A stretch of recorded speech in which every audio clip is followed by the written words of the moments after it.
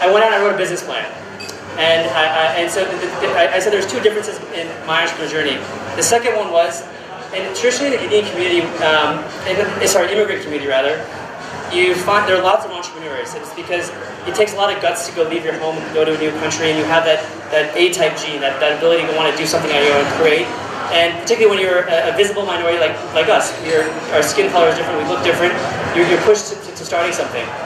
But in that scope, there's a range of entrepreneurship, and most people will take their savings, go invest, start a business, grow it over time, and in 20 years it becomes a very significant large business. My story was completely different. Because I was young and because I didn't come from a business family, I wanted to create a big business right away. And in order to do that, you have to raise money, and you have to raise a lot of money. And it's very different than the traditional entrepreneurial story you hear in the community that you give up control very early on. So, very early on, I was no longer the majority holder of the company because I had to raise so much money. I'm talking millions and millions, tens of millions of dollars of investor money that you're taking. So to do that, I created a business plan. And I went out to investors, venture capital firms, people who basically fund startup companies. And I remember this was in 2009, so this was possibly the worst time in the world to raise money. And I went out, took the business plan, and said, hey, I'm going to go run this business, I'm going to run this business, I'm going to run this business. And I was extremely fortunate in that I was able to get investors very early on. So I wrote the business plan, and a month later I had a couple checks for $1 million saying, go do it, we're going to buy into the idea of you. So my story is different. I didn't start a service company and start building it up. I went in thinking that for the first many years of this business, I will make no money. And I will use other people's money to grow the business, but in the end, it will be a really, really big business. And so that's how we got started. We raised a little bit of money and started creating this idea. And the unique thing about our company, and I forgot to say what we actually do, is we convinced a market that's over the counter, meaning people, if you want to buy gold from an investment bank at a desk, you're calling a phone and you're getting a price. It's inefficient, but those guys who are receiving those phone calls and taking your calls, they don't want to tie into a technology platform because their only proprietary information is their price. And so it took, talking about entrepreneurship, it took almost 15 months to convince all the large dealers of this community to convince them to a technology platform. So you can imagine what it's like. I was, 26 years old, maybe 25, 26 years old. My mom just passed away, so we had financial burdens. And I was going around every day, calling up saying, hey, join my platform, I'm this kid, I have a turban on, I have these investors behind me. And so when people ask me what was the one lesson I learned about entrepreneurship, it was resiliency. And I'll tell you one mistake I made, which will be relevant to all of you. So we started the company, we built this platform, and we raised another significant round of funding. But there's one clause in the funding, and it is very transparent, and we were able to build out this big fancy board of directors, was it says, you need to bring on a CEO. You can't have a kid who's in his 20s and who I think looks like that, going into private banks. Private banks are these snotty institutions and selling them on this product.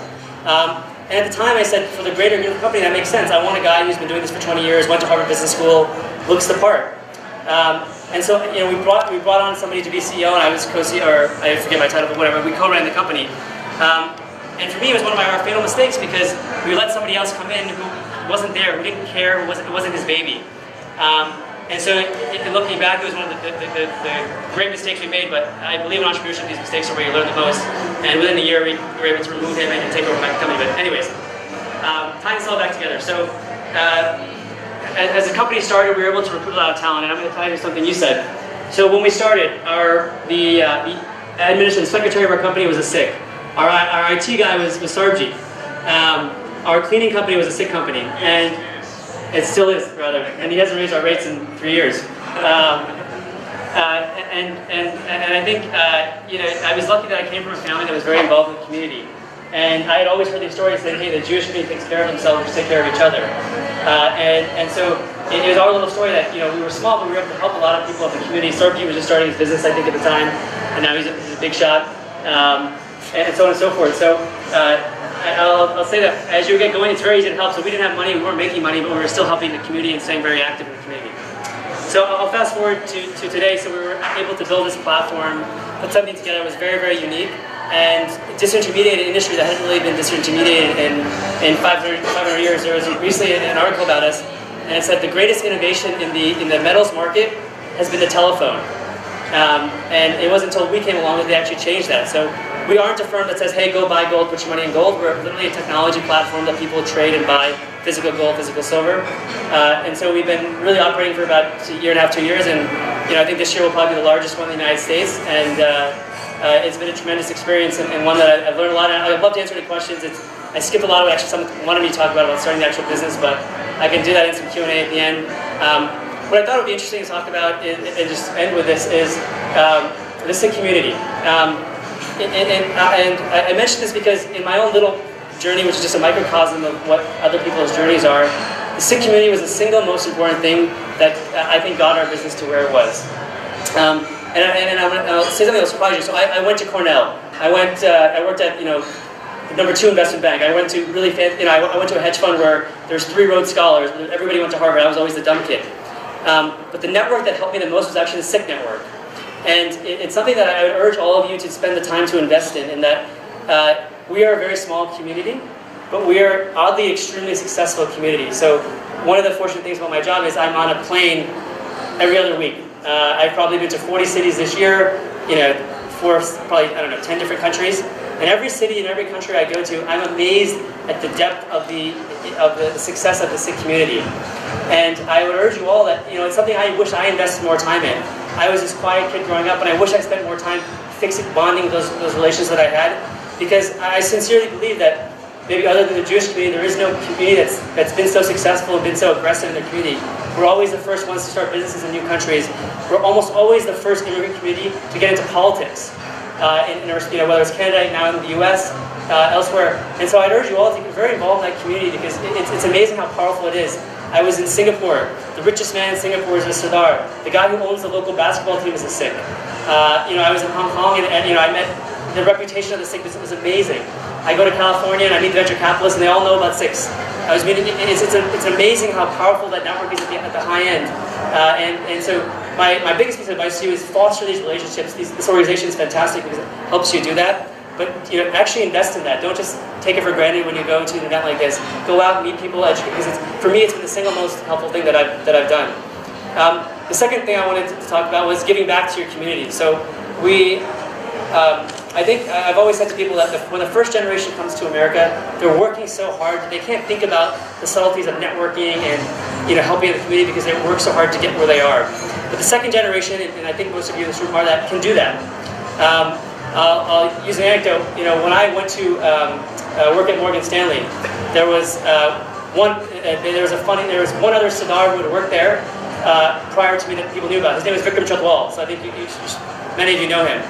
And he said he's very successful, but he set a very bad reputation in that nobody thought I'd work hard, everybody thought I was some rich kid, and in a very short period of time, and he'd worked there 15 years before I got there. I think every single year since I left there's been another Sardar in every single analyst class, and there's Sikh in every single analyst class since we've left. And so I went there, then my brother went there, and then a few other people. And so it was an amazing thing that as soon as one person breaks that barrier, you're able to bring through a lot of people. And so I wouldn't be shy about it. When I was trying to get my brother and then a friend of ours, Harpreet, I was not shy about saying that he's Sikh and he's like me, and he's going to be good because he's like me. And I think that was the second thing I think that you should really try to give back to people, because every single one of you are fortunate to be here. I don't believe I'm successful because I'm smart or intelligent or hardworking.